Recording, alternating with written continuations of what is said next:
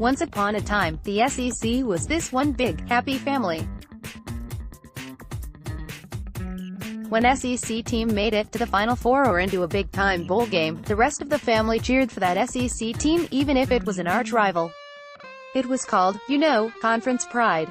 Remember, SEC, SEC, SEC, but maybe all of that was my selective memory, or simply a fantasy.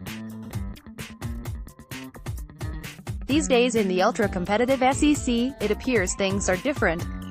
The conference drama more resembles a twisted episode of Vikings, with each family member angling for the throne at any cost. Perhaps a lot of that had to do with the rise and dominance of the evil empire, otherwise known as Nick Saban's Alabama Crimson Tide. Perhaps they have dominated too long. It sure seemed like a lot of SEC fans were satisfied when Clemson beat Alabama for the national championship game. But what about basketball? Will SEC fans, most notably UGA fans, be rooting for Auburn in the Final Four? The first answer is no, or no chance. After all, this is the same Auburn place where its football coach bragged the Tigers beat the dog crap out of UGA after the 2017 regular season game.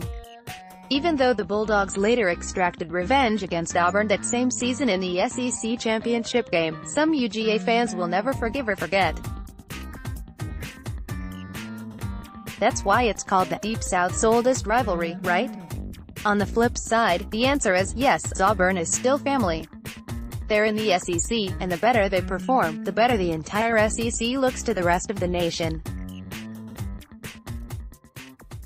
Besides, this year's Auburn team is a rag-to-riches basketball story that is inspirational, giving hope that UGA's basketball team can have a similar run with Ant-Man joining the squad.